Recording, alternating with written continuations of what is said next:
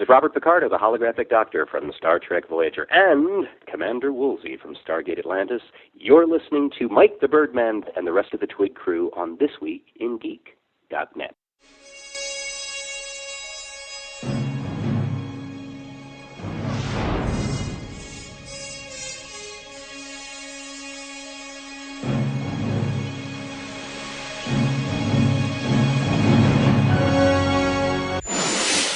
Quantum fissure is beginning to destabilize. Can we disengage the pulse? Too late, sir.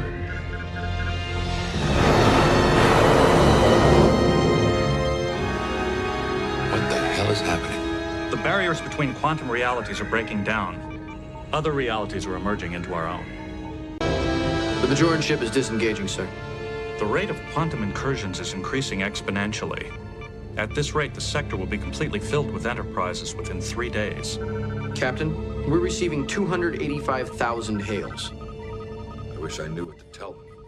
Hey guys, what's going on? You are listening to Future Imperfect, only on ThisWeekInGeek.net. I am Lieutenant Commander, I think I've demoted myself, Mike the Birdman. And of course, we like to travel through the expanses of space, time, reality, and usually the parallel universes thereof. And last week on the show, you heard an interview that I did with Brian Volk-Weiss. He's the executive producer and director behind The Toys That Made Us, The Movies That Made Us, and A Toy Store Near You, which you can check out across various streaming services right now. A highlight episode, I think, is Aliens. If you think I'm a little biased, it's what I do. But I managed to get in touch with his assistant Sam, and she forwarded me an email and 2 episodes of a brand new series that's, I think, going to be airing on the History Channel, and it's called Center Seat 55 Years of Star Trek. Now, I did an interview with Ian Spelling a couple of weeks ago that you may remember, where I talked about Star Trek's most recent anniversary, more specifically covering the original series. And from the 2 episodes I've seen of Center Seat, they're going through the history of Star Trek with all sorts of different interviews and peoples and all sorts of really, really cool stuff. So without any further ado, I want to welcome Brian back to the ship. You've been beamed up. Welcome back to the show, man. Permission to come aboard. Permission granted, fine, sir. It is really cool just to see all the exciting things you get to do with pop culture. Not only have you been on the Sulaco, you've wielded a proton pack, you've even dirty danced a little bit, and now you're talking about Star Trek. Is there anything in pop culture you don't have your fingers in yet? Well, you don't know what we're working on that I can't talk about, but it's really getting close to the answer being no. But as it relates to what is public, yes, there's a lot we have to do. I love it. So Center Seat, 55 years of Star Trek. I'm guessing you got to be a big Trek fan to get involved with something like this. So what's your history with the Star Trek brand? So there's 2, I don't know, cultural phenomenons, to use an artsy-fartsy term, that changed my life. One was Star Wars and one was Star Trek. Star Wars allowed me to pick a career choice when I was 3 years old that I have not deviated from. And Star Trek gave me, for lack of a better expression, a code by which to follow, or rules for life, what other cheesy expression you want to use. But Star Trek is, for anybody that considers anything I've done to be successful, like in my mind, if that's true, and I don't even know if it's true, but let's say it is true, a lot of that has to do with stuff that I learned about how to live my life and build my business from Star Trek. So when you started working on this particular project, what was the quote unquote 5-year mission statement? Basically, what did you want to set out to do when you told the story of this huge pop culture franchise and IP? But the fact that there's been books written about philosophy, there are multiple documentaries about it. The fandom has never been bigger, especially in the last couple of years with Discovery, Lower Decks. As we record this interview, Star Trek Prodigy has just started appearing. Like a Star Trek cartoon meant for kids, that hasn't happened since the 1970s. So you've tapped into something huge. Yeah, I mean, there's basically two inspirations, a broad one and then a more specific one after we had gotten greenlit. The broader one was I wanted to do for Star Trek what Ken Burns did for Gettysburg or what Ken Burns did for Jazz. Like the fact that he's taking, basically a 4-day battle and making a 20-hour documentary. Like when I first heard that, I thought it was nuts. And then I watched it and I'm like, wow, I wish this was a 40-hour documentary. So that really was the big inspiration, like a Ken Burns style deep dive into Star Trek.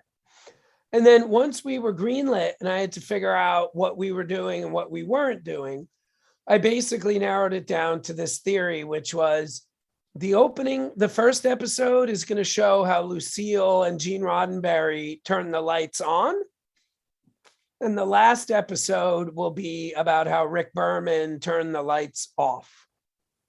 And then we just tried to fill in everything between those points. So when you started putting things together, and like I said, as you mentioned, going from Lucille getting things going to Rick Berman kind of turning things off, which episodes really spoke to you over the course of the 10 episode stress? Like I said, I've seen the first 2 so far. Thanks, Sam. And I really want to know, and this is just my total fanboy question here, so excuse me, folks. Do you cover Voyager in any extensive kind of manner? We do. We have an entire episode dedicated to Voyager, an entire episode dedicated to Enterprise, an entire episode dedicated to Deep Space Nine, the animated series, all the original series movies, and the Next Generation. How could I forget that? So when you were kind of doing these individual episodes, you got to meet cast and crew. What are some of the moments that really kind of stick out to me? I mean, one of the things that I really liked, at least in the episodes I've seen, is some of the stories that came out. There was one that was mentioned by Leonard Nimoy. I can't remember who precisely told the story. I mean, obviously he's passed away for quite some time, but how they were recording Star Trek, the animated series, and he wouldn't do it unless George Takei was there. And I was like, wow, cool. Stuff like that. So what unexpected stories came from past cast and crew that just came out of left field for you? Well, I mean, we got hundreds and hundreds of stories that I had never heard, which is crazy. But I mean, if I had to pick one, I mean, I would have to go with, we interviewed Kirstie Alley and Star Trek II, Wrath of Khan. That's my favorite Star Trek. Anything that is it's pretty much, that movie changed my life. Like that, I've seen it conservatively 300 to 400 times. Oh, wow. So I'm interviewing Kirstie and she says, yeah, I came out to Hollywood. And the reason I'm an actress is because of Vivian Leigh. And, it was all about Vivian Leigh. So when I got Star Trek, I didn't completely understand what a Vulcan was. And the more I learned about it, like the more I realized there's nothing further from being Vivian Leigh than playing Lieutenant Saavik. So I started doing things to try and make Saavik a bit more like Vivian Leigh. And I'm thinking to myself, like, what the hell does that even mean? So I'm like, Kirstie, like, what do you mean by that? Like, what's an example? And she goes, Brian, you said you've seen this movie 300 to 400 times. You never noticed how when you first see Saavik, her hair's up in a bun. She's not wearing any makeup, no mascara, nothing. And then the last time you see her, her hair's down. She got, mascara, extensions on her eyelashes, lipstick. You never noticed that, Brian? I'm like, I'm really embarrassed to admit, no, I never noticed that. She's like, in all of your Star Trek fandom, 35 years, have you ever seen anybody but me in any Star Trek TV show or movie walking around in a bathrobe? I go, no, Kirsty, Jesus, I never even thought of that before. I go, why were you in a bathrobe in the Turbo List scene? And then, she answered the question. I don't want to give all that away because it's pretty fucking crazy. But but I will never look at the movie the same way again from a 2-hour interview I did with Kirsty 35 years after I saw it for the first time. That's kind of incredible. Some of the things and the insights that actors will give you about their performances in like certain movies. Like it's cool just to hear what Star Trek actors in particular bring to the film and television screen. Cause like, we know it's this huge thing, and Gene Roddenberry and executive producers and showrunners since have tried to bring their own vision of the future. And I like to think some actors get involved with Star Trek for more than just a paycheck. And that's kind of a heavy responsibility. And you see how well-spoken some of these members are in their community. Like if you want a really funny follow on Twitter, follow George Takei. The guy's amazing. You see how much Will Wheaton does in the nerd space, which I actually met him at a convention. I think I met him at PAX East 2010, like a million years ago. And he remembered who I was from an interview that I did. And there's something remarkably heartwarming about almost all these actors are really, really good to their fans. So obviously, as you just mentioned, when you met Kirstie Alley and 35 years and hundreds of viewings, did you have any other fanboy moments? You're like, oh my God, I'm sitting here with so-and-so or whatever. I mean, so many. I mean, Denise Crosby, that was amazing. But I mean, Rick Berman, that guy never does interviews. Like, getting to spend almost 3 hours with him in his backyard. Wow. It was just unbelievable because, you have to look at it from my point of view. Like, I've been a fan of this stuff for 35, maybe 40 of my 45 years on the planet. And, here I am getting to ask the guy, it used to be I'd be, having a beer, talking to my friends like, yo, what about this? What about that? But now I'm in Rick Berman's backyard getting to do the same thing, but with him. And instead of my buddy over a beer saying, yeah, that was cool, I wonder why they did that, Rick Berman's like, well, I'll tell you exactly why we did that. Like, that was amazing. Yeah, just to have that kind of access has got to be something incredible. Like I know, for example, if I ever had the chance, I'd love to talk with Robert Duncan McNeil and Garrett Wong, and they do their own podcast called The Delta Flyers, and just hearing all the insights from directors, even set people, is surprising. Just all the things you learn. Speaking of stuff like sets and props, while you were putting together this show, did you get a chance to see anything or handle anything you'd never thought you'd ever see or touch before? Yes and no. Yes, but like, it wasn't like, I didn't get to hold a phaser from the original series. Like, by the way, I've done that before. Like, we didn't get to do stuff like that, but because it's kind of been done before. Mm-hmm. But we really always try, we call it relic hunting. And we always try and find relics with emotional resonance. So like, yes, it's cool to hold a phaser. Yes, it's cool to show the phaser in a light box. Yes, blah, blah, blah. But seeing a memo or holding a memo that literally was the first time the name Captain Kirk was written down, that's what we're looking for.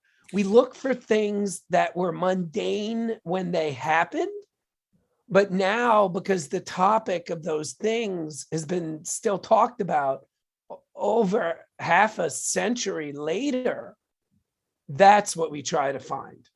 Yeah, because you do show off some of these memos and emails. And one of the things I just watched in the series is how Gene Roddenberry scolded Nimoy for the Vulcan nerve pinch. And he's like, by the way, we're going to keep that. And I never would have thought that memo would still exist.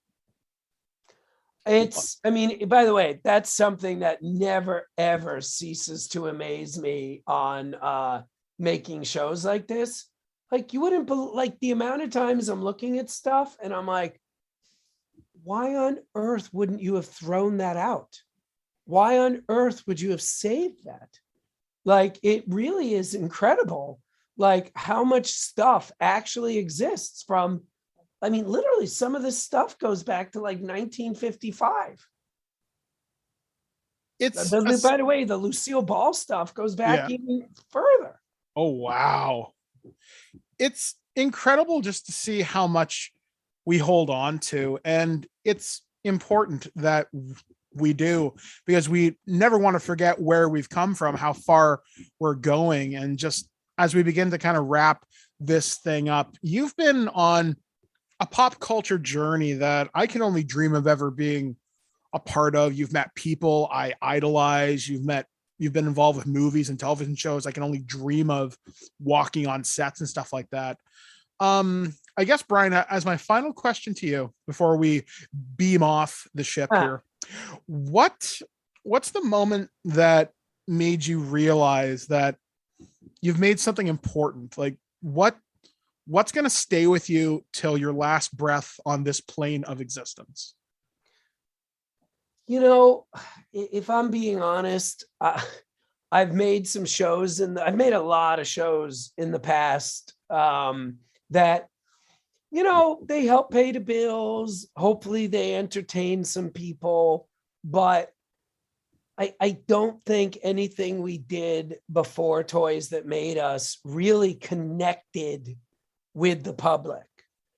And, you know, I was at PowerCon about a month ago, you know, it's like Comic-Con for He-Man. Mm-hmm. And, you know, I had this woman come up to me with her son and her husband and ask if I would take a picture with them. So of course I took a picture with them. And then she started crying. And she told me that our shows are what helped them get through COVID, because they had both lost their jobs. And then her husband and her son started crying. Then I started crying. Like, to say that that's the best part of the job, I mean, that's an understatement. I mean, how many industries do you even have the opportunity? You know, there's engineers and designers that make things that literally prevent planes from crashing. Like, I think there's been like one commercial fatality in the United States in the last 20 years. And I think there's something like 80,000 flights a day. Nobody knows the name of that engineer who literally may have invented something that prevents planes from crashing. Every time you fly, every time your family flies, like, they land alive in part because of that engineer. But nobody knows who that is. I feel very lucky, and I never forget the fact that I'm in an industry that connects with people in a way that they want to say hello to you, let alone start crying when they're thanking you for making a stupid TV show. Because, I mean, let's be honest, we're not curing cancer. We're not curing anything. Well, to add to that experience for you, I just want to give you a little bit of my insight into your things.